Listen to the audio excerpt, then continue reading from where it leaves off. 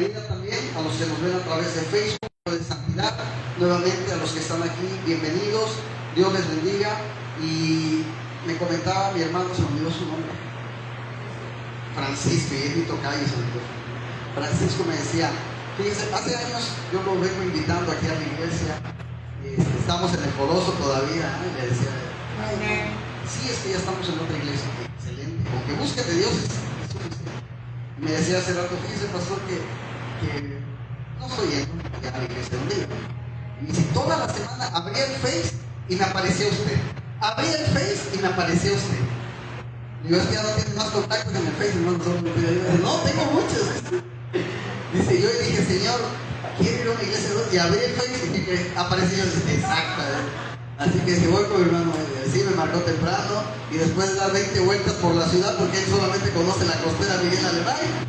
No ubicaba a Ruiz Cortines, no ubicaba el mercado, no ubicaba a la Vicente Suárez, nos vimos en la costera y gracias a Dios está aquí. Yo sé que nada es por casualidad. Así que hoy vamos a seguir hablando, obviamente los demás saben, empezamos esta serie hace más de un mes ya, hablar del Espíritu Santo. Primero hablamos del Espíritu Santo en concreto, posteriormente fuimos hablando de los frutos del Espíritu Santo y hoy vamos por fin a terminar esta serie con los frutos. Hoy vamos a ver frutos del Espíritu, mansedumbre y templanza, que son los dos últimos. ¿Cuáles dimos? A ver si me ayudan. Amor, gozo, paz, benignidad, hasta uno, paciencia, ¿verdad? Y hoy vamos a ver estos dos últimos que aparecen en Gálatas, mansedumbre y templanza. Y hemos visto, hermanos, que en general todos los frutos que hemos visto en Gálatas, ¿por qué son? ¿O por qué llegan esos frutos a nuestras vidas? ¿Alguien me puede decir? ¿No? ¿Les digo? Son el resultado ¿de qué? De una relación con Dios. Ese es el resultado. Entre más estrecha está tu relación con Dios, esos frutos van a crecer y se reflejarán más en tu vida, ¿sí? Entre más estrecha. Tu relación está media tibia con Dios, quizás se refleje, pero no mucho, ¿sí? Y también hemos aprendido que estos frutos, hermanos, no los podemos producir nosotros mismos con nuestros propios esfuerzos. ¿Alguien de aquí alguna vez ha dicho, ya no le voy a gritar a mi esposo, voy a ser más paciente? Y aguantas 2 días, si bien te vaya al tercero, ya te dije que no me grites. ¿Pudiste producir tú misma esa paciencia? No, no la podemos producir. Voy a amar más. Hoy voy a amar más a todo el mundo. A partir de ahorita, cuando salga a la calle, voy a amar a todo el que se me atraviese. Y de repente se nos puso un carro como el que se me atravesó a mí ayer. Y le digo, Dios te bendiga. ¿Verdad? ¿Puedes producir mucho amor por ti mismo?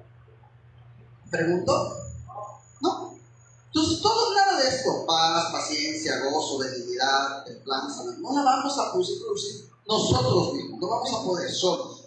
Porque es algo, hermanos, que solamente produce el Espíritu Santo. Solamente Él. Quiero comenzar esta mañana con la primera cita que está en el libro de Juan, capítulo 15, versículo 4. Y dice así la palabra del Señor: permaneced en mí, y yo, dice el Señor, y yo en vosotros. Como el pámpano no puede llevar fruto por sí mismo si no permanece en la vid, tampoco vosotros si no permanecéis en mí. Si tú no estás en Jesús, no vas a poder producir ese fruto, ¿sí? Es un ejemplo. Hace tiempo dice que había una persona que sembró un árbol en su jardín y la tierra no era una tierra fértil y obviamente pues el árbol de repente medio creció, pero nunca hubo frutos. Y entonces un día el Señor se fue a comprar unas manzanas al mercado y las amarró en cada rama del árbol, ¿verdad? cuando salió su hijo le dijo, papá, ¿qué haces? Y le dice, mira, el árbol por fin dio manzanas. Dice, papá, esas manzanas no las dio el árbol, tú las pusiste. No son naturales, ¿verdad? Así que, por lo mismo de que en un jardín que no se podía, que no era tierra fértil, no se dio, así también el fruto del Espíritu Santo es algo que solo puede dar Dios. Nosotros no lo podemos producir, ¿sí? Y es por eso que también, ojo con esto, si estamos diciendo que esto es fruto del Espíritu, ¿por qué de repente cometemos el error, cometemos, de asombrarnos por alguien que no conoce a Dios, que no tiene a Dios, que no tiene una relación con Dios, y decimos, ay, qué poca paciencia tiene, ay, no tiene amor? Es normal, es normal. Si nosotros que tenemos esa relación con Dios fallamos, ¿qué podemos esperar de alguien que no tenga esa relación con Dios? Entonces no tenemos que asombrarnos. Lo que tenemos que hacer es orar por esa persona para que un día conozca a Dios y esos frutos se puedan producir. Yo de repente le digo a mi esposa, oye, es que me platica, ella no es más de platicarme cosas de su trabajo, y me dice, es que esto, y mira, es normal. ¿Es cristiano? No. ¿Qué puedes esperar? Ahora, cuando es cristiano, pues sí, da un poco de tristeza. Ahí sí. Somos cristianos y no hacemos ver eso. Pero si no lo es, no te asombres. No te asombres. Gálatas capítulo 5, versículos del 16 hasta el 21. Vamos a leerlo todo corrido. Dice, digo pues, andad en el Espíritu y no satisfagáis los deseos ¿de qué? De la carne. Porque el deseo de la carne es ¿contra quién? Contra el Espíritu. Y el del Espíritu es contra la carne. Y estos se oponen entre sí para que tú no hagáis lo que quisieres. Pero si sois guiados por el Espíritu, no estáis bajo la ley. Y manifiestas son, ojo con lo que voy a decir, manifiestas son las obras de la carne, es decir, que se va a reflejar en tu vida cuando la carne obra. ¿Cómo, pastor? ¿Cómo se va a reflejar? Bueno, ahí dice, ¿cómo? Adulterio, fornicación, inmundicia, lascivia, idolatría, hechicerías, enemistades, pleitos, celos, iras, contiendas, disensiones, herejías, envidias, homicidios, borracheras, orgías y cosas semejantes a esas. Es decir, no la digo, pastor, pero se parece bueno, también entra ahí porque dice cosas semejantes a todas las que leímos. Todo eso es obra de la carne, acerca de las cuales os amonesto, dice el Señor, te llamo la atención si tú caes en esto. Como ya os lo he dicho antes, que los que practican tales cosas no heredarán el reino de los cielos. Ay, yo no soy adúltero, pastor, nunca he engañado a mi esposa. Ok, qué bueno. Pero te gusta pelear. Bueno, discutimos con amigos, con compañeros. Les digo sus cosas, sus verdades, dice, ¿no? ¿Quién te llamó a ti a hablar verdades? Pastor, pero yo no hago hechicerías, pero tienes enemistades. ¿Te acuerdas que antes de hace años te llevabas con 3 amigos muy buenos? Hoy no les hablas. Porque es que lo que me hicieron, esas son enemistades. Pastor, pero yo no soy celosa. Yo a mi esposo lo veo platicando con otra mujer y no digo nada. Bueno. Pero ¿qué tal las contiendas? ¿Qué tal las peleas con tu familia, con tus hermanos? Entonces no hago uno, pero hago el otro. Y no te estoy diciendo que tienes que hacer todas esas. Con que hagas algo de eso, no vas a heredar el reino de los cielos. Y todo esto, hermanos, todo esto que acabamos de leer, es el resultado. Ya vimos que los frutos son el resultado, ¿qué? De una relación estrecha con Dios. Y todo esto es el resultado de una vida alejada de Dios. Y es por eso que no se concibe que alguien que vive cercano a Dios caiga en esto. Porque entonces estás contradiciendo a la palabra, al mismo Dios. ¿Sí? Es como cuando la mamá dice, no, mi hijo es un ángel, mi hijo no hace nada. Y estás platicando con la maestra de la escuela, y la maestra, ay Señor, si lo conociera como yo lo conozco, no diría eso. Contradecimos lo que nuestra madre piensa, pues también contradecimos en la vida con lo que nuestro padre dice, de los que hacemos cuando estamos en una relación con él. No quiere decir, mis hermanos, que todos los seres humanos practican todas estas cosas al mismo tiempo, pero sí nos dice que tú y yo tenemos el potencial para hacer todas esas cosas. Podemos hacer todo eso, porque son frutos de la carne, y tú y yo somos carne. Una vida controlada por el orgullo, estar muertos espiritualmente, y también de permitir que nuestro egoísmo y nuestro orgullo reine en nuestras vidas. Lo contrario, entonces, va a ser el fruto que la naturaleza de Dios está en mí, y que Dios sea el que guíe y controle mis pasos y mis pensamientos. Yo te pregunto, no me hables de toda tu vida, nada más de esta semana que acaba de terminar. Dios controló todos tus pensamientos y todos tus pasos. Recuerda todo lo que hiciste. Por eso no quiero toda tu vida esta semana. Recuerda lo que hiciste de lunes hasta ayer. Dios controló todos tus pasos. Sí, pastor, no fui a ningún lugar malo. Ok, Dios controló todos tus pensamientos. Yo soy el primero en decirlo. Yo fallé. Y más ayer. Yo fallé. Pero ¿qué hago? Me duele. Me duele y me pongo a cuentas con el Señor. Señor, perdona. No dije, no hice, no fui, pero pensé esto. Y sé que estuve mal. Ayúdame a no volver a caer en eso. El Señor es tan bondadoso que te dice, párate, vamos, seguir más adelante. Señor, ¿de verdad no te acuerdas de qué? No, de lo que no me acuerdo. ¿Qué me dijiste? Dice que Él echa tus pecados al fondo del mar. Adelante, no pasa nada. Levántate. No tenemos que quedarnos tirados. ¿Sí? Gálatas 5, 22 al 24. Y entonces ahí sigue lo que acabamos de leer, que te dijo que era la obra de la carne.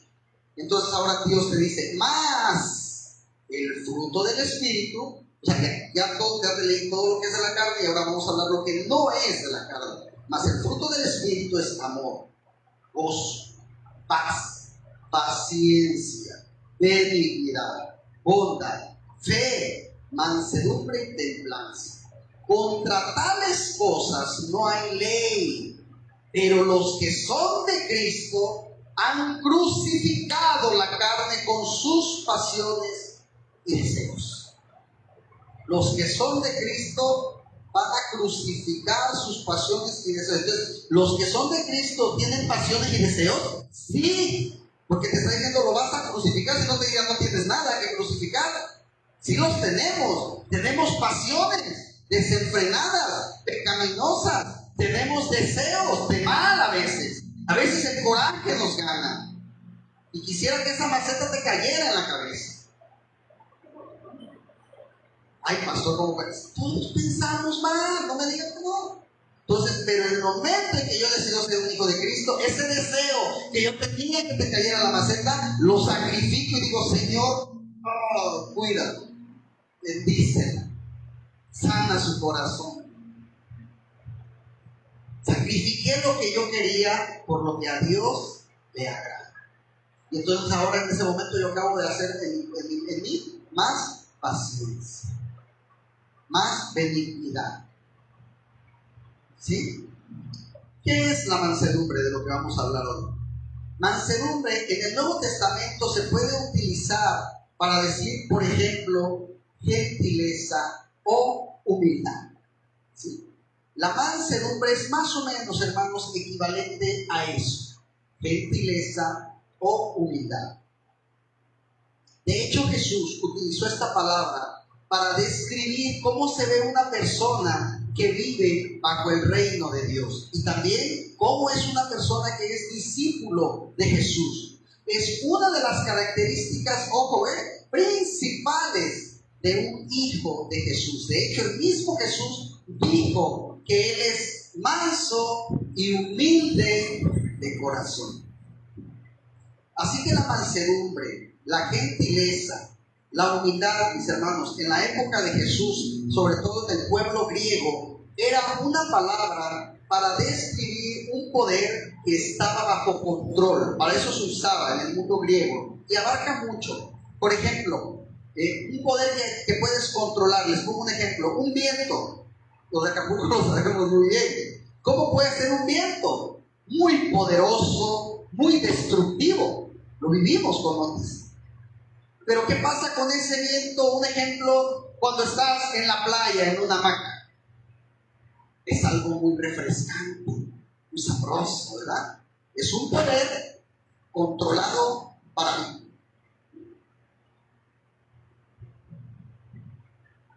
Y en el otro ramo, es un poder controlado para mí. ¿Vamos bien? O por ejemplo, un caballo. Un caballo puede ser muy fuerte, pero si lo sabes tomar, se hace manso y es muy útil, ¿verdad?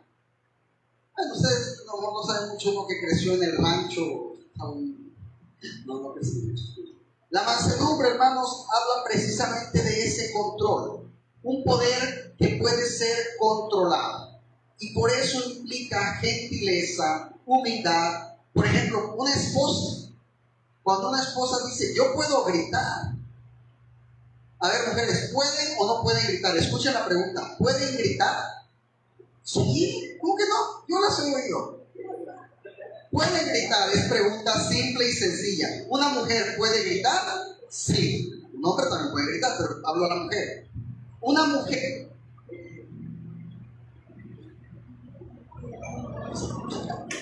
¿Cómo que?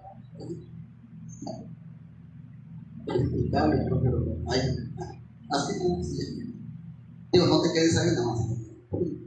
Entonces, ¿una mujer puede gritar? Sí, ¿verdad? ¿Una mujer puede mandar en el hogar? ¿Puede? Sí puede. Ahora, ¿está permitido? Ya es muy diferente la pregunta, ¿ya veo? Pero entonces esa mujer que puede mandar, que puede gritar, ahora tiene esa mansedumbre porque Dios le da ese poder, pero para obedecer a su esposo. Es un poder controlado, como el del viento, ¿verdad? No la hagas enojar porque se hace un Otis en tu casa, más o menos, ¿verdad? Pero bien llevado es refrescante. En otros pasajes, hermanos, la mansedumbre está asociada con una vida que agrada a Dios. Santiago 3, versículo 13 dice: pregunta, ¿quién es sabio y entendido entre vosotros? Es pregunta, ¿eh? ¿Quién es sabio? Es como si yo aquí digo: ¿a quién le gusta el mole? Así pregunto. ¿Quién es sabio entre ustedes? Entonces, antes de que alguien de aquí levante la mano, diga que se muestre por la buena conducta sus obras en sabia mansedumbre. Entonces, ahí hay muchos más, ¿no? ¿Quién es sabio y entendido? ¿Quién es sabio? ¿Quién comprende, entiende cuando se le da una instrucción? ¿Quién obedece? Ya no digas ni a tu esposo, a Dios. Ok, quiero ver tu conducta. Muéstrame tu buena conducta, tu mansedumbre, cuando bajas tu fuerza para someterse a lo que Dios te pide. En el pensamiento judío no aplica igual que en nuestro pensamiento en cuestión de una persona sabia. A lo que voy, hermanos. Para nosotros, fíjense bien, cierto o falso, para nosotros una persona sabia normalmente, ¿cómo pensamos que es? Como alguien inteligente. Lo asociamos con esa palabra. Es sabio. Es muy inteligente. ¿Sí? Pero yo puedo ser muy inteligente, por ejemplo, para matemáticas. Soy muy bueno para los números. pero no soy sabio.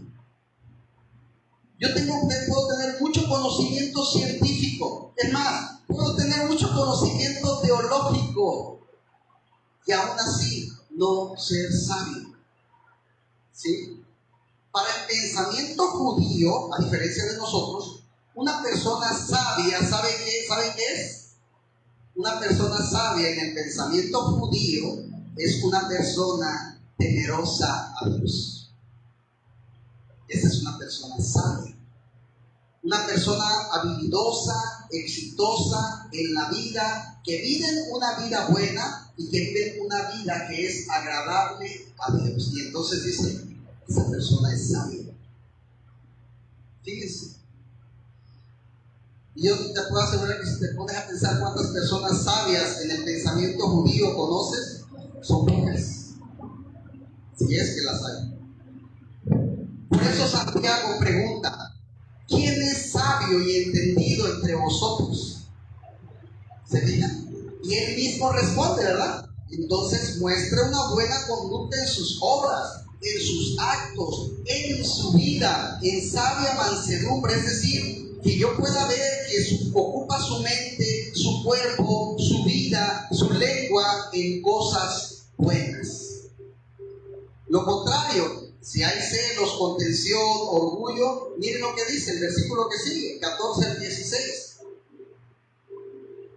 Pero si tenéis celos amargos y contención, es decir, que te guste pelear, en vuestro corazón, no te jactes ni mientas contra la verdad. Porque esta sabiduría no es la que desciende de lo alto. Esta sabiduría, ¿saben cómo la consideran? Terrenal, animal y diabólica. ¿Te gusta pelear? Y luego dice, porque donde hay celos y contención, ahí hay perturbación y toda obra perversa. Por eso tenemos que cuidar mucho cuando discutamos con alguien. Si puedes evitar una discusión, mejor. Lo de lo alto es puro, es pacífico, es benigno, es misericordioso. Es el fruto de lo alto. La gentileza, la mansedumbre demuestra que Dios habita en esa persona. Y lo contrario es que su vida está marcada o dirigida por celos, por amargura, por ira, por perder el control. ¿Cuántos no hemos oído? Discúlpame, es que perdí el control. No está tu relación bien con Dios en este momento, yo creo, porque cuando tu relación está bien con Dios, te controlas. La mansedumbre es contraria al orgullo, a la falta de perdón, a la ira explosiva, al orgullo dominante. La mansedumbre es lo contrario a la gentileza, a la humildad. Y es por eso que la mansedumbre está conectada con la sabiduría. ¿Sí? Podríamos decir también que la humildad es la hermana gemela de la mansedumbre. Van juntas normalmente siempre. Alguien orgulloso, hermanos, no es alguien manso. No es alguien altanero. No es alguien fanfarrón. Utiliza siempre la fuerza o verbal o física para imponerse. Alguien manso no impone su razón. Sirve a otros. Es humilde y espera en Dios. Todos aquí podemos cometer errores, todos. Yo no puedo ser rápido para juzgarte sin saber qué te llevó a cometer ese error. ¿Sí? Entonces, tenemos que ser sabios, tenemos que tener esa mansedumbre. ¿Sí?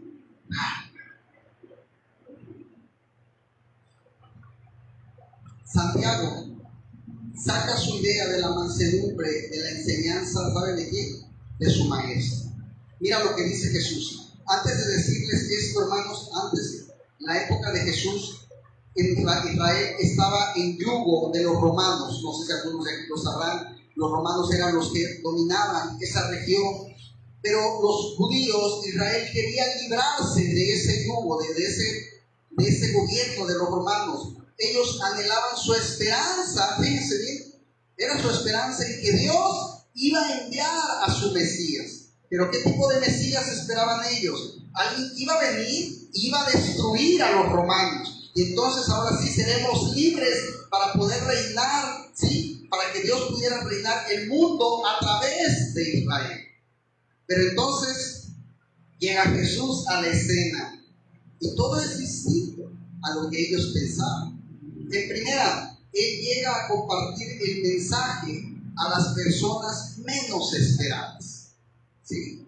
No está yendo con eruditos, con intelectuales de la palabra, no está formando un ejército de guerreros. Lo primero que Él hace es formar un grupo de pescadores. No eran soldados, pescadores ignorantes, analfabetos. Muchos de ellos no sabían ni leer.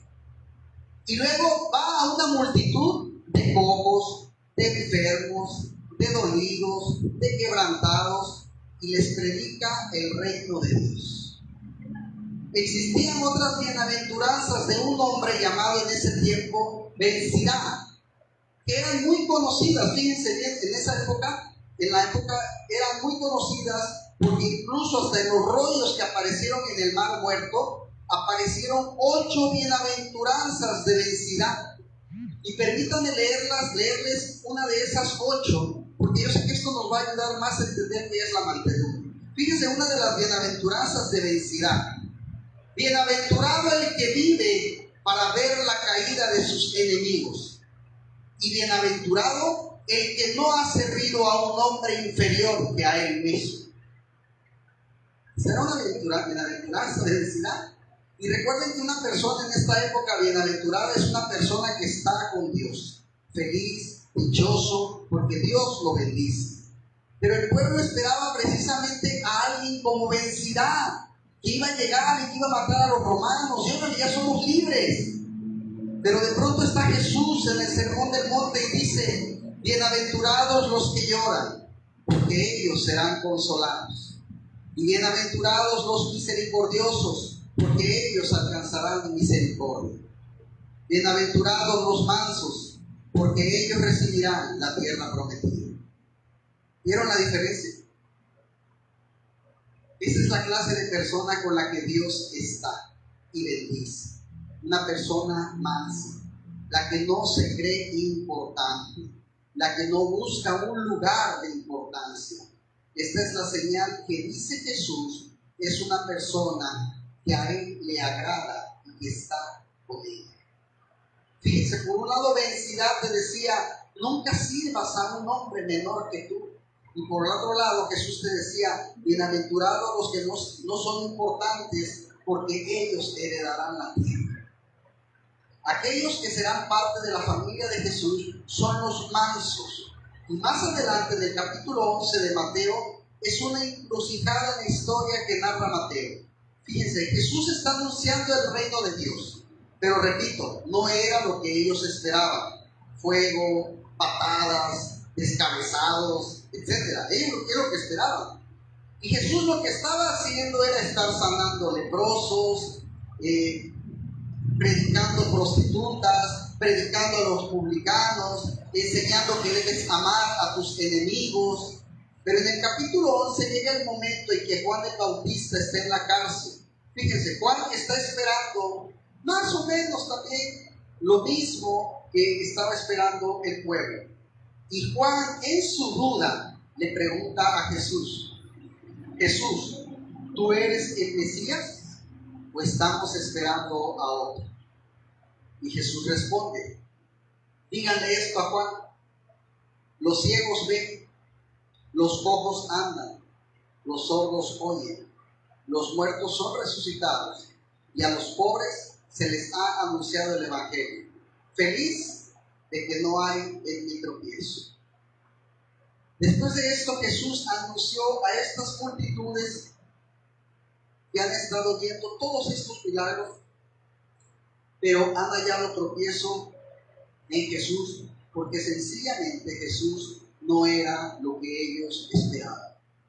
Así que en una de las porciones donde Jesús les habla más fuerte a aquellos que no se han arrepentido, aunque, ojo, han visto todos los milagros que Él ha hecho, y es ahí en el mismo pasaje donde Él nos llama a arrepentirse, a seguirlo y a ser sus discípulos. Les dice que si se hubieran arrepentido, hubiera sido el castigo más tolerable. Y les dice a los de Capernaum en Mateo 11:23: y tú, Capernaum, que eres levantada hasta el cielo, hasta el Hades, serás abatida. Porque si en Sodoma se hubieran hecho los milagros que han sido hechos en ti, habría permanecido hasta el día de hoy. Y luego dice en el 25: en aquel tiempo, respondiendo Jesús dijo: te alabo, Padre, Señor del cielo y de la tierra, porque escondiste estas cosas de los sabios y de los entendidos, y las revelaste a los niños. Cuando dice niños, no se refiere literalmente a niños, se refiere a las personas que iban iniciando el conocimiento de la palabra. Las revelaste a estos niños. Sí, Padre, porque así te agradó. 27. Todas las cosas me fueron entregadas por mi Padre, y nadie conoce al Hijo sino el Padre, ni al Padre conoce alguno sino el Hijo, y aquel a quien el Hijo lo quiera, ¿qué? Revelar. A quien él quiera. Jesús no era lo que ellos esperaban, hermanos. Pero aquí Jesús les dice gracias a los que sí pudieron entender y creer. Y cuando dice le digo a los niños, se refiere a sus discípulos que van empezando, pero creyeron. Y después de eso, hace esta gran invitación, 28. Venid a mí, todos los que estáis trabajados y cargados, y yo os haré descansar. Llevad mi yugo sobre vosotros, y aprended de mí, que soy ¿qué? Manso y humilde de corazón, y hallaréis descanso para vuestras almas, porque mi yugo es fácil y ligera mi carga. Jesús hace una invitación, mis hermanos, aquí. Te invita al arrepentimiento. Una invitación al arrepentimiento utilizando una metáfora precisamente del yugo. Como saben de aquí a la mayoría, el yugo es una madera atravesada entre dos animales que ayudaban a que pudieran labrar la tierra o que pudieran jalar cargas muy pesadas. De esta manera el peso se distribuía de igual manera entre los dos, y de esta manera también podrían hacer un mejor trabajo. En los tiempos de Jesús, el hablar sobre el yugo era una metáfora muy usada. La usaban para hablar del yugo de la ley. Y ellos decían que si tú te ponías el yugo de la ley, es decir, obedecer estrictamente la ley, entonces hallarías descanso para tu alma. Pero en esta época los fariseos, habían hecho tantas cosas detalladas y minuciosas para obedecer la ley, que en lugar de sentirte libre o de sentirte libre, sentías una carga muy pesada. Que Jesús dice: ustedes ponen cargas pesadas ante la gente que ni ustedes mismos pueden llevar. ¿Sabes? Imagínate cómo se sentían los fariseos. ¿Cómo no lo iban a crucificar? Si simplemente llegó a decirles todas sus verdades. ¿Sí? Así que la religiosidad, mis hermanos, el superficialmente obedecer a Dios, el tener una religión externa, pero que no transforma el corazón, que no te trae paz, sino todo lo contrario, trae condenación, trae esclavitud. Y Jesús les estaba ofreciendo otro camino. Les estaba diciendo: sean mis discípulos, síganme. Esto los va a hacer libres. Esto les va a aligerar sus cargas. Esto les va a dar descanso a sus almas. El camino que Jesús estaba ofreciendo era un discipulado. Era: aprendan de mí, que yo soy manso y humilde de corazón. Recordamos, hermanos, que la mansedumbre es poder bajo control. Ahora díganme, ¿quién en esta escena es la persona más poderosa de lo que acabamos de leer? Jesús. Pero ¿cómo venció a sus enemigos? Muriendo por ellos, dando su vida en sacrificio por ellos, sirviéndoles, amando a su gente, haciendo un acto de sacrificio por sus pecados, tomando el lugar que nos correspondía a cada uno de nosotros. Así como el yugo sirve para aligerar la carga, Jesús no dice, como lo dije al principio del mensaje, no dice que no vamos a tener dificultades. Desgraciadamente hoy siguen existiendo iglesias, pastores que te dicen: ven y conoce a Cristo y tu vida será feliz, ya no tendrás problemas. Y la gente viene, conoce a Cristo, ¿y qué pasa cuando tiene el primer problema? Se aleja. Lo malo es que no dicen: me engañaron, dicen: Dios me engañó, Dios me falló. ¿Y no? Jesús no te dice que no vas a tener problemas. Al igual que todos, hermanos, vamos a enfrentar adversidades, vamos a tener momentos de sufrimiento. Como recientemente sabemos, nuestro hermano Bernardo perdió a su señora madre. Vamos a tener momentos de sufrimiento. Pero Jesús nos sigue haciendo hasta ahora la misma invitación. Ahora yo te pregunto, ante todo esto, ¿cómo estamos tú y yo respondiendo? Si respondemos a través del ego, del orgullo, ese camino, hermanos, siempre nos va a llevar al dolor o a la destrucción. Pero Jesús te dice: sígueme, arrepiéntete. ¿Sabes por qué? Porque vas a tener descanso para tu alma. Así que cuando yo me convierto en un discípulo de Jesús y entonces soy transformado en el interior por la presencia de Jesús en mí, por su amor, por su generosidad, y yo empiezo a responder las diversas situaciones de mi vida que puedo controlar, ¿cómo? Con mansedumbre. ¿Qué hallo entonces en mi alma? Descanso. Pero hermanos, esto es un fruto de tomar la decisión de seguir realmente a Jesús, de venir a Él, de querer ser su discípulo. ¿Qué hace un discípulo? Aprende del maestro. No nomás lo va siguiendo para verlo, va aprendiendo. Eso es lo que primero tenemos que ser, discípulos.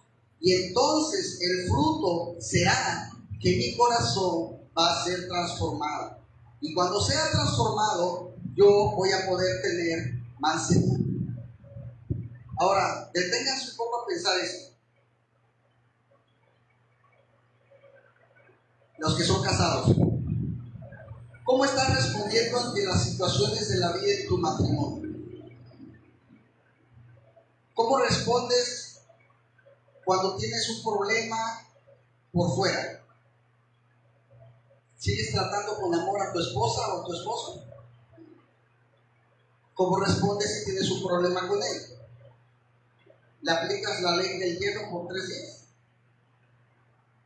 ¿Cómo respondes si tu esposo todavía no llega a los pies de Cristo como tú lo deseas? ¿Le agarras con la Biblia en la cabeza?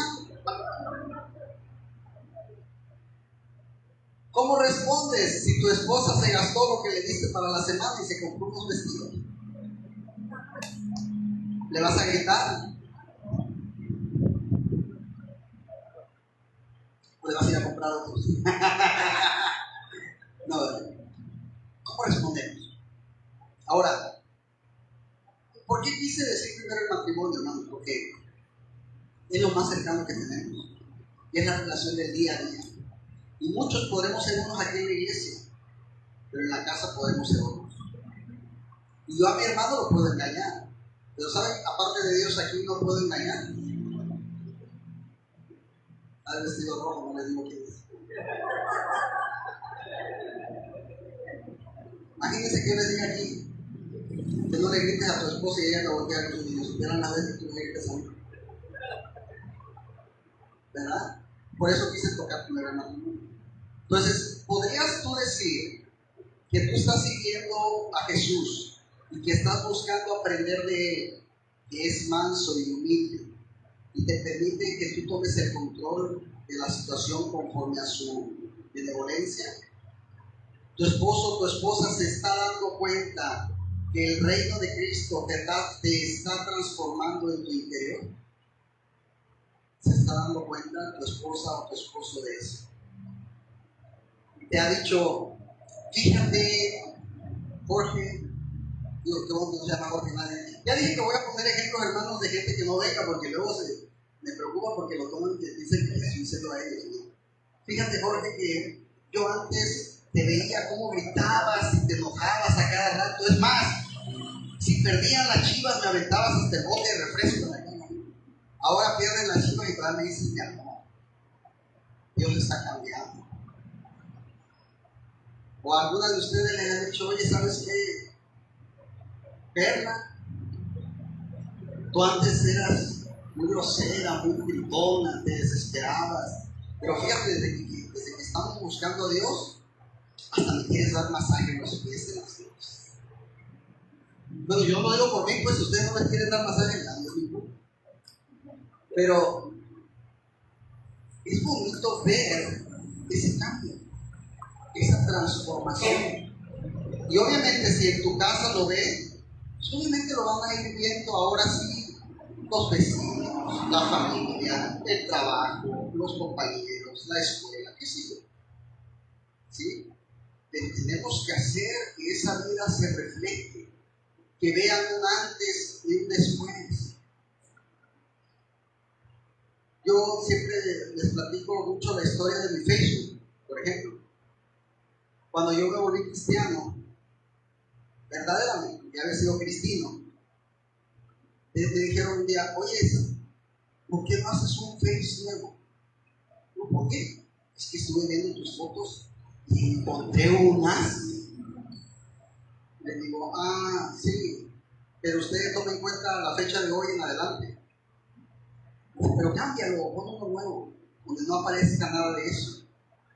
Obviamente, no les quiero, ¿qué les voy a decir, verdad? Chistes de doble sentido, chicas en bikini, qué sé yo, todo lo que puede publicar alguien que no tiene acceso. Y le dije, no, voy a quedar con el mismo. Porque la gente tiene que ver quién eras y quién eres ahora. Yo me podré esconder de la gente y decir, mira, toda su vida ha sido un cristiano, pero a que no engaño es a Dios. ¿Por qué me sirve? Les advierto por si me vean la fecha. Pero a eso voy, hermanos. A Dios no lo podemos engañar. Y sí tenemos que hacer que se vea un cambio. Ahora, pregunto, ¿entonces ya eres perfecto? No, tampoco. Voy a seguir teniendo fallas. Voy a seguir cometiendo pecados. Voy a seguir fallando a Cristo. Solo que ahora ya no es porque yo quiero, es porque no lo pensé, porque fue un momento que no supe tener control, no supe tener sabiduría, pero ahora tengo la sabiduría para llegar arrepentido a Cristo y pedirle perdón, cosa que antes quizás no. ¿Sí? Hay un ejemplo en la Biblia muy especial, ya hemos hablado antes de él, y es de José, y no precisamente de la computadora, José el soñador. Y es un ejemplo de alguien, mis hermanos, que confía en Dios. Y José no necesita mostrar violencia, no necesita mostrar orgullo. José no es fanfarrón, José no se impone sobre los demás, no busca venganza. Incluso cuando José tiene el poder de hacerlo, no lo hizo. Porque ¿sabe qué? Aprendió a confiar en Dios. José aprendió a depender de él. A responder de manera adecuada al dolor, a pesar de la violencia y el pecado de sus hermanos contra él. Él seguía confiando en Dios. Y cuando llegó a la cárcel, dice el libro de Génesis, que Dios prosperó a José en la cárcel porque Dios estaba con él. Y después se convirtió en un hombre muy importante en Egipto. Dios le concedió poder para decir no al pecado. Y cuando por fin Dios lo puso en una posición importante, aunque él no se consideraba importante, él perdona a sus hermanos. Y les dijo, ustedes planearon mal, pero Dios lo usó para bien.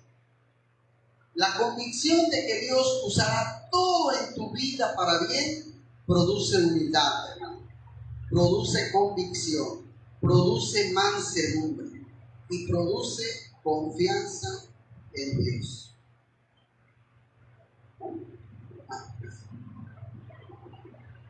Yo creo que por la gripa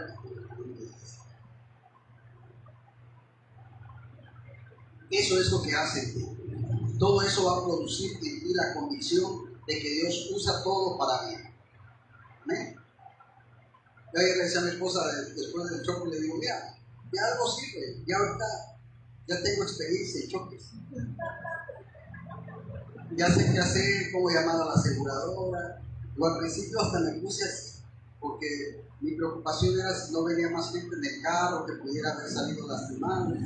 Se bajó el señor y me dijo, ¿qué pasó? Y me quedé tranquilo, como si nada. No, una disculpa. No, ya no alcancé. Pero, digo, de todo modo ya iba a arreglar la defensa. Y mire, fuera de relajo, ya iba a ir a arreglar, y qué bueno que no la arreglé, la iba a ir a arreglar a Pérez. Dice mi esposa, la hubieras arreglado ahora, ¿verdad? Otra vez el gasto de regresar. Dice, qué bueno que no fui. Digo, mira, y no fui, ¿saben por qué? Porque no llegó la pieza.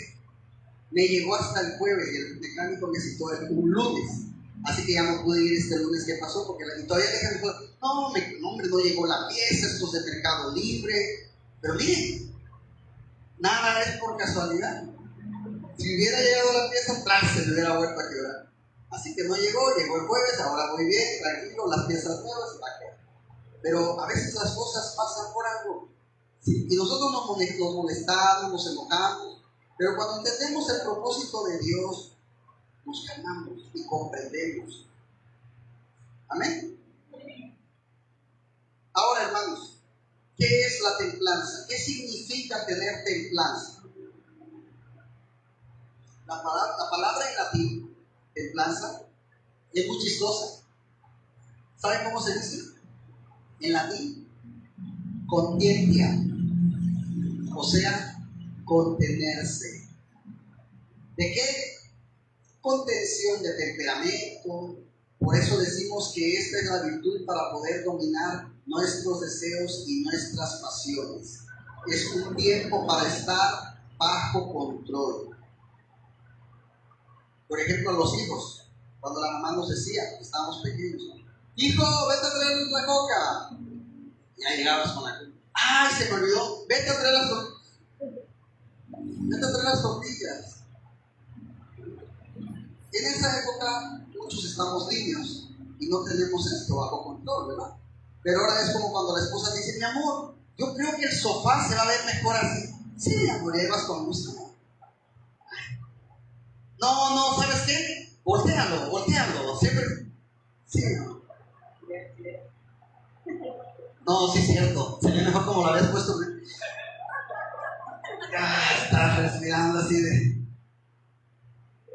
conciencia, templanza. Sí, mi amor, las veces que tú me digas, yo lo volteo. No tengo nada que hacer más que estar volteando todo el mundo.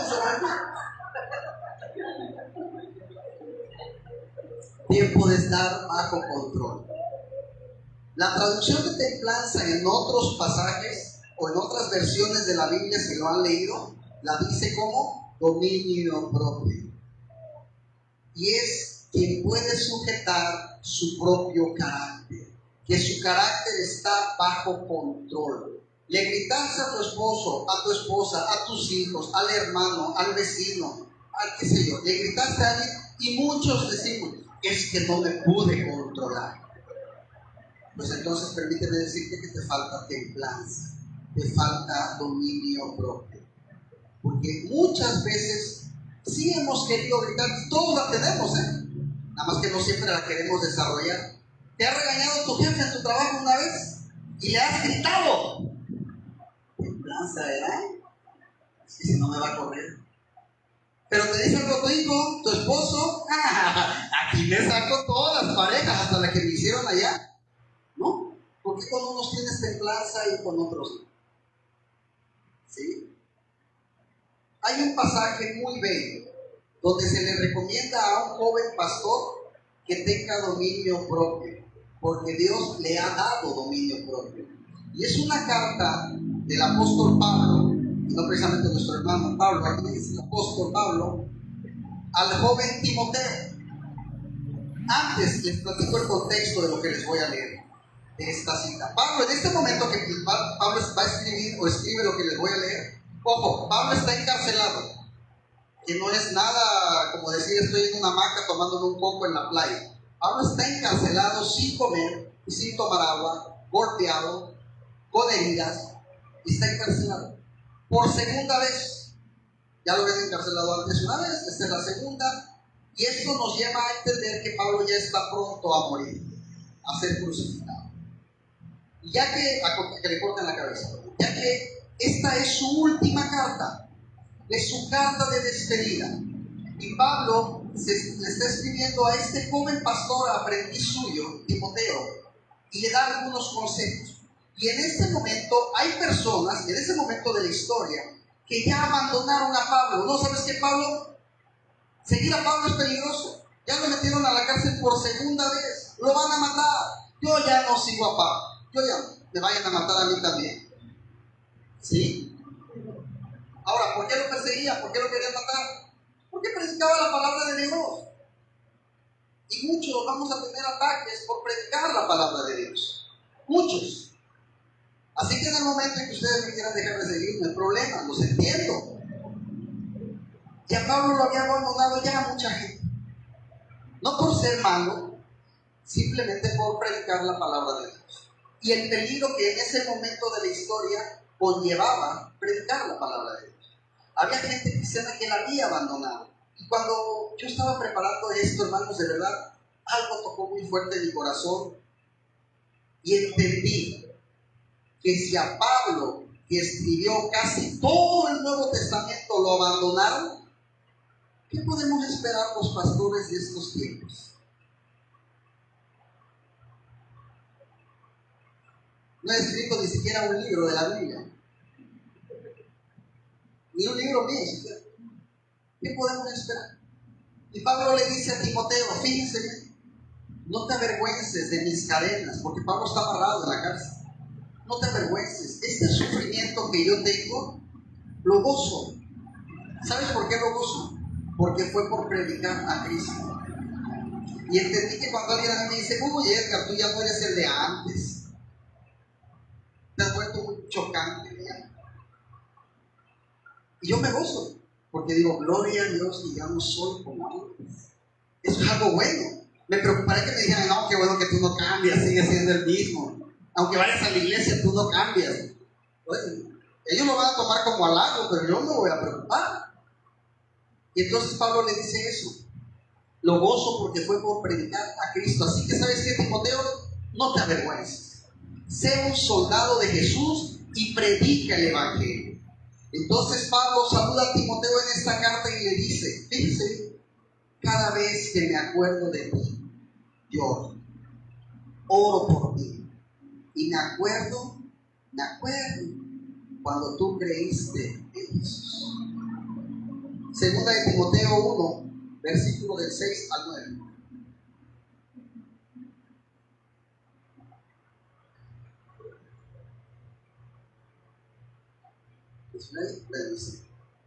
Por lo cual te aconsejo, fíjese, que avives el fuego del don de Dios que está en ti por la imposición de mis manos. Porque no nos ha dado Dios espíritu de cobardía, sino de poder, de amor y de dominio propio. Ojo, Dios ya te dio el poder de amor. Que tú no lo sepas trabajar es muy diferente. Dios ya te dio el poder de dominio propio. Si el hermano Francisco me dice, pastor, ahí le traigo un tractor, se lo regalo. Y en un año viene, bueno, pastor, ¿está el tractor? Pues sí, hermano, pero usted no me enseñó a manejarlo. Ahora, si me enseña, lo voy a usar. Y eso es lo que tenemos que pedirle a Dios. Dios, ayúdame a usar todo lo que tú ya me diste. Amor, paz, gozo, paciencia, etc. Ayúdame a usarlo. Y en el 8 dice, por tanto, no te avergüences de dar testimonio de nuestro Señor, ni de mí, preso suyo, sino participa de las aflicciones por el Evangelio según el poder de Dios, quien nos salvó y llamó con llamamiento santo, no conforme a nuestras obras, sino según el propósito suyo y la gracia que nos fue dada en Cristo Jesús antes de los tiempos de los siglos. No te avergüences de dar testimonio de Jesús. No te avergüences de que fuiste un alumno mío, aunque esté en la cárcel. Participa de las aflicciones del Evangelio. Van a hablar de ti, claro. Ay, mira, ahora muy santo. Si supieran cómo te conocí yo.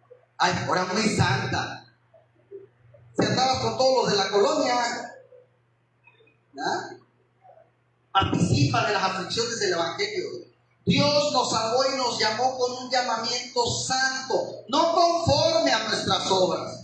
Ay, ese es pastor porque él era muy santo. No, si fuera por mis obras no habría nadie predicando aquí, nadie, porque no es por nuestras obras, ¿sí? Fue por el propósito de Él y la gracia que nos fue dada. Estamos aquí por gracia de Dios.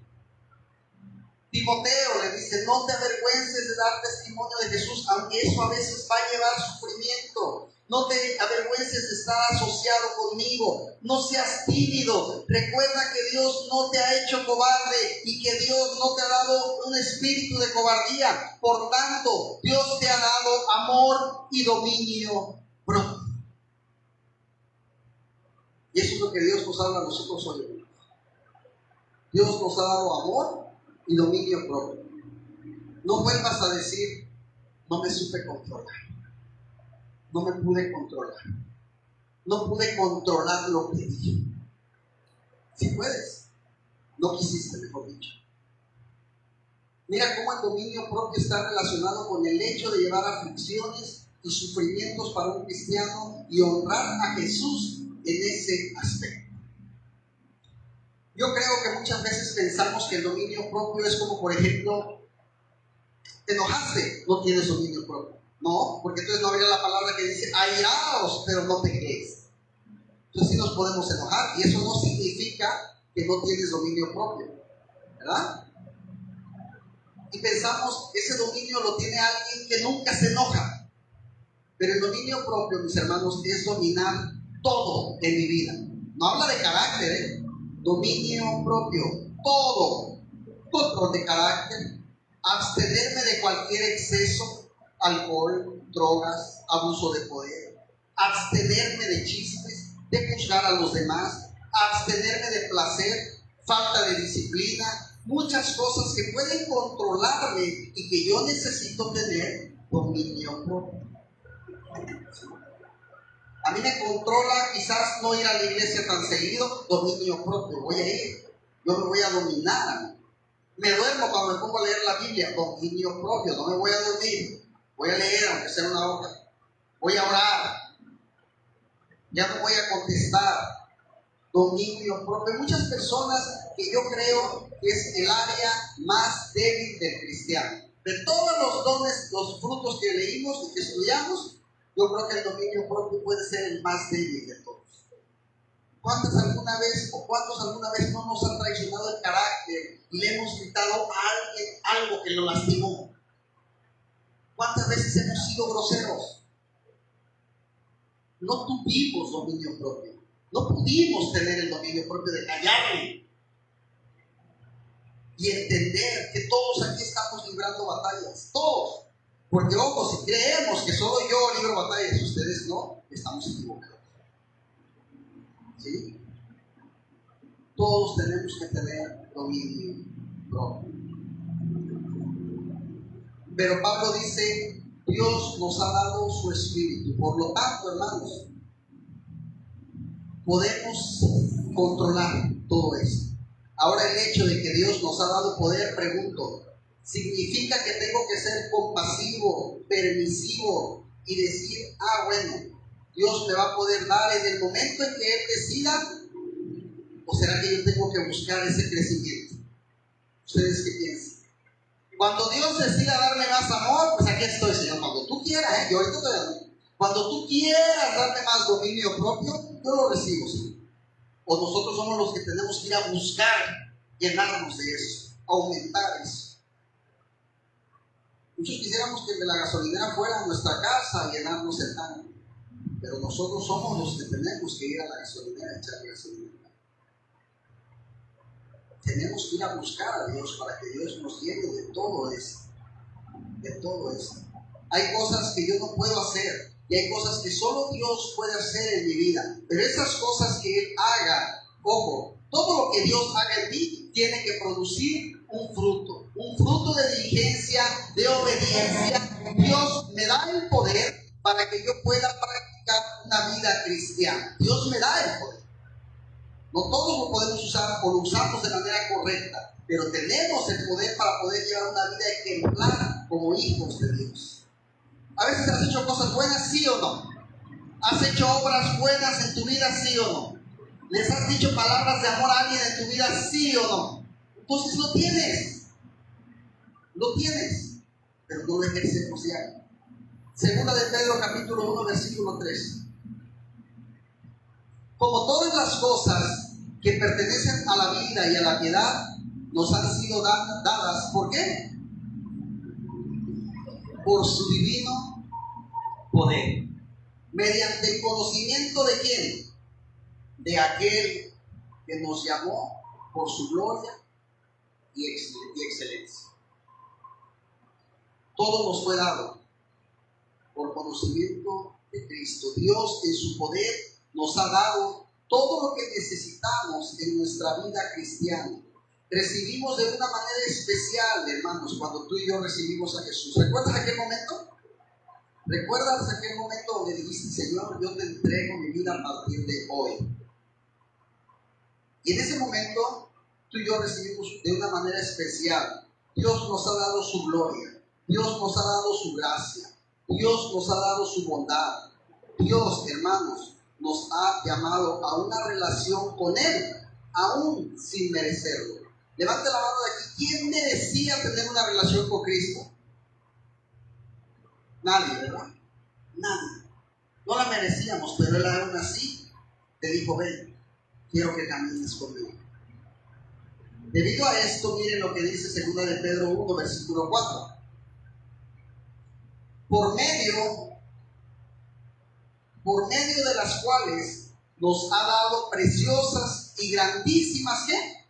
Promesas, para que por ellas llegaseis a ser participantes de la naturaleza divina, habiendo huido de la corrupción que hay en el mundo a causa de la concupiscencia, a causa de los pecados de la carne. Dios me ha dado todo lo que necesito para ser un cristiano que dé frutos. Versículo 5. Vosotros también, poniendo toda diligencia, ojo, ustedes también, poniendo toda sabiduría, por esto mismo, añadid a vuestra fe virtud. ¿Y a la virtud qué le van a añadir? Conocimiento. Dios ya me llamó. Entonces, como Dios me llamó, yo ya. Y el conocimiento que tú le añadas, te está diciendo Dios, añadí, que tú le añadas. ¿Y cómo vas a adquirir conocimiento? Estudiando. ¿Qué? La palabra. Dios no te dice, yo te voy a hacer que en tu cerebro ahorita aparezca la Biblia de memoria. No.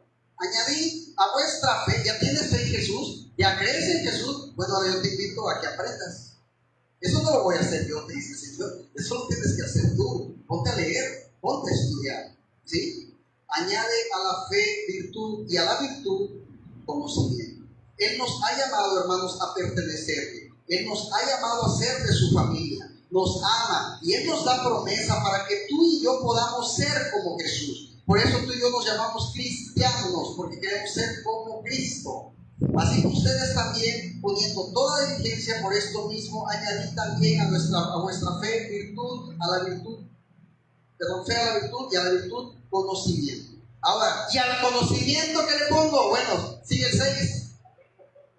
Al conocimiento, dominio propio. Ya conociste la palabra de Dios, ahora empieza a controlarte. Porque, ojo, ¿qué pasa si le paramos ahí? ¿Vas a ser alguien con conocimiento? ¿Que se sabe la Biblia? Creo que no lo refleja.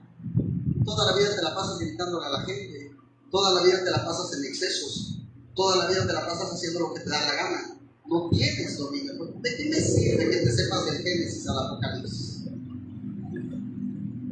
Pero ya tienes conocimiento. Perfecto. Añádele dominio propio. ¿Sí? Al dominio propio, ¿ahora qué le agrego, Señor? Paciencia.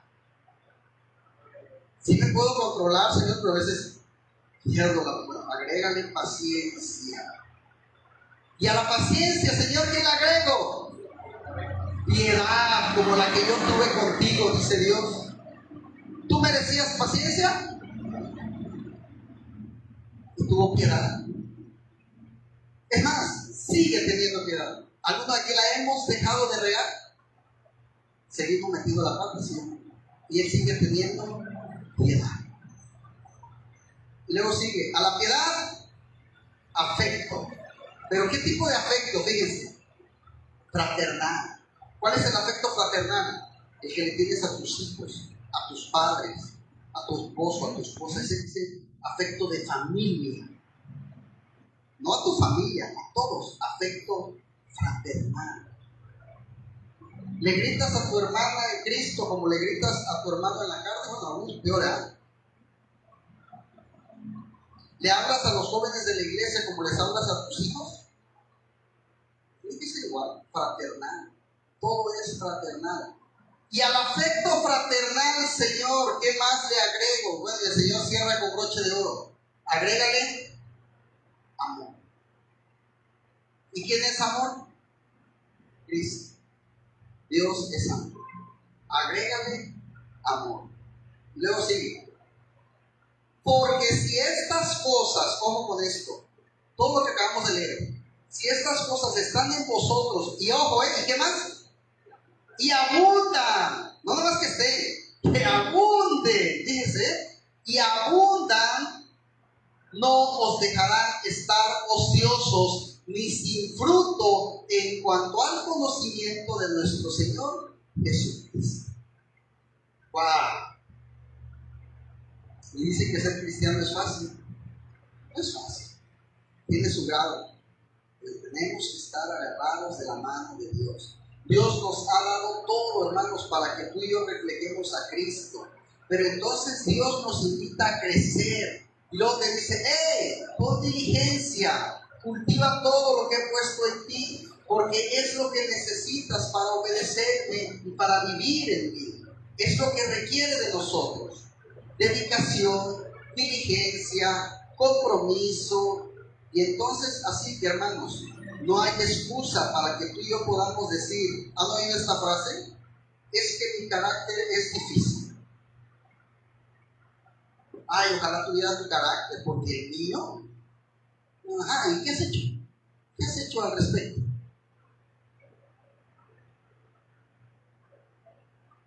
Sí, yo sé que aquí muchos me van a decir, pastor, el primer paso para que un alcohólico se cure, ¿cuál es? Reconocer que es alcohólico. Bueno, ya reconocí que tengo un carácter difícil. Bueno, ya diste el primer paso. ¿Pero qué sigue? ¿Ahí te vas a quedar? Sí, tengo un carácter difícil. Ajá, ¿y? Es que yo le saqué a mi papá porque mi papá era muy explosivo. Ajá. Pero ese es tu papá. Y tu papá no recibió a Cristo. Y dice la palabra que cuando tú conoces a Cristo, nueva criatura eres. Las cosas viejas pasaron, he aquí todas son hechas. No te dice, he aquí la versión de tu papá está extendida. No, ¿verdad? Todas las cosas son hechas nuevas. Ya no vivo yo, Cristo vive en mí. No puedes decirme ahora, es que así era mi tatarabuela. No, pastor, si usted hubiera conocido a mi abuela, no, al que se la atravesaba le aventaba la chancla. Pues sí, pero tu abuela, no. ¿Sí? Lo que pasa es que tienes falta de dominio propio. Y el único consejo que te puedo dar hoy es que si la tienes, busca más al Señor. ¿No les ha pasado que de repente están discutiendo con alguien? ¿No les ha pasado esto? Están peleando con alguien, no peleando, discutiendo. Y de repente suena el celular y es alguien que te cae bien. Entonces, no, pero es que tú no me tienes que decir, hola, ¿qué onda? ¿Cómo estás? ¿Qué pasó con el que estaba enojado hace 3 segundos? Me da gusto escucharte, amigo, ¿cómo has estado? Espérame, ahorita estoy peleando contigo. ¿Ya ven cómo a veces sí tenemos dominio propio? Cuando nos conviene. Por eso dice Gálatas, que si andamos por el Espíritu, vivamos entonces también por el Espíritu. ¿Sí? Porque son los que son de Cristo han crucificado su carne y sus deseos. Tu deseo es gritarme, sacrifícalo. Eso ya no domina sobre ellos. Todos los días, hermanos, yo espero que ustedes también, yo tengo que crucificar mi carne todos los días. Y tengo el poder de su Espíritu y de su amor para que eso sea una realidad en mí. ¿Fallo? Sí, a veces fallo. Mansedumbre es esa característica que Dios dice: quien vive en su reino la tiene, quien habita en su presencia la tiene. Y entonces debe ser algo importante para nosotros. La templanza, el dominio propio, es necesario si queremos cultivar una vida cristiana de amor y obediencia y que refleje su reino. Hermanos, yo voy a terminar. Roguemos al Espíritu Santo que nos llene de sus frutos y que nosotros podamos reflejarlos en nuestras vidas, que nosotros podamos reflejarlo hacia los demás. Hoy terminamos esta serie de los frutos del Espíritu Santo y la verdad yo espero que al igual que a mí, a ustedes les haya dejado un gran aprendizaje. Cada fruto, cada uno es igual de importante que el otro y todos tenemos que reflejarlos en nuestras vidas. Todos. Dios nos los puso a todos, nos los puso todos. No le faltó ninguno.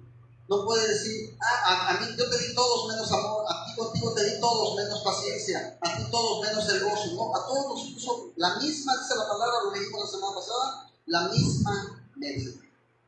Solamente que tenemos que pedirle que nos ayude a empezar a reflejarla, a mostrarla. ¿Vamos a fallar? Por supuesto que vamos a fallar, pero eso no tiene que ser una excusa para dejar de buscarlo, no tiene que ser una excusa para alejarnos de él. Levántate, dice la palabra. Dios le dijo al muerto, levántate. Tú que habitas entre los muertos, levántate. Y hoy te habla de manera espiritual. Posiblemente has estado muerto espiritualmente, posiblemente has sentido menguar, te has sentido desfallecer. Hay épocas, les repito, donde pareciera que todo se presta para que todo nos pase, todo lo malo. Te llega una enfermedad, te alivias, te enfermas de otra, ya te aliviaste, te llegó otra, de repente te quedaste sin dinero, ya te quedaste sin trabajo, ya se murió tal persona, ya.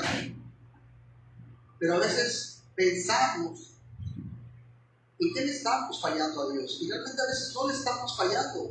Realmente muchas veces Él lo que quiere es enseñarnos, guiarnos.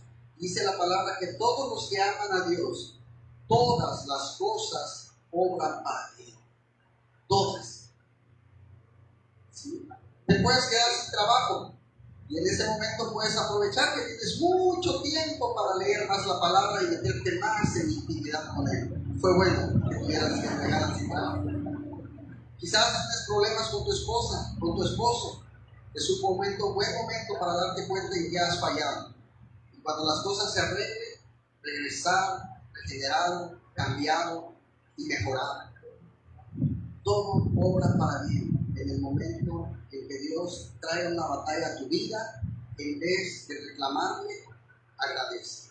Porque no sabes lo que Él va a hacer en ti con eso que Él está haciendo en este momento. Sea cual sea tu batalla, créeme, si tú buscas a Dios, Él no te va a soltar, Él no te va a dejar solo.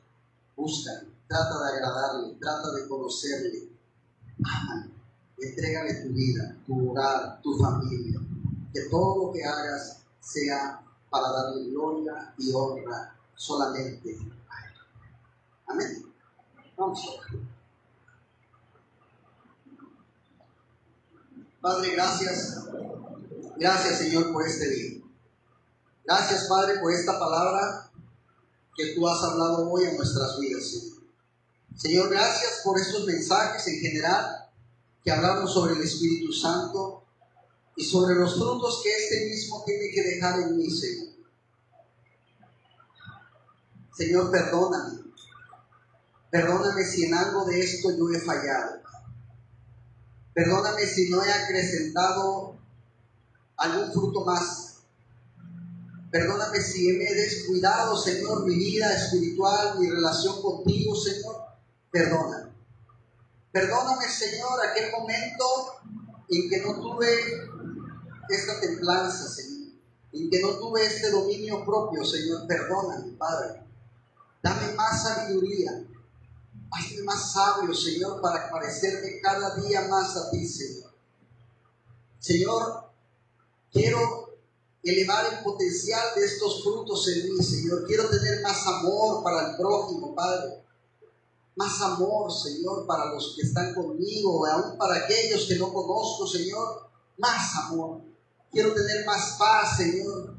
Que a pesar de las adversidades, dificultades, yo pueda estar tranquilo y confiando en tus propósitos. Más gozo, Señor, y gozarme y saber que tú estás conmigo en todo tiempo y en todo lugar, Señor. Más paciencia, amor. Más paciencia para esas personas, Señor, que de repente me pueden hacer pensar que la estoy perdiendo, Señor. Dame más paciencia. Tal como tú la has tenido conmigo, Señor, que quizás no te busqué a la primera que tú me llamaste, Señor, y tuviste esa paciencia hasta que yo tomé la decisión de hacerlo. Más bondad, más benignidad, más mansedumbre, más templanza, Señor. Gracias, Señor, por esto que has enseñado en mi vida y ahora te pido me ayudes a vivirlo. No solamente que quede en mi cabeza como conocimiento, sino que en mi vida como obra, Señor. Te pido sigas enseñándome, sigas guiándome, Señor. Quiero ser cada día un mejor o una mejor hija tuya, Señor. Señor, gracias. Te damos por este mensaje y por este día, en el nombre de Jesús. Amén.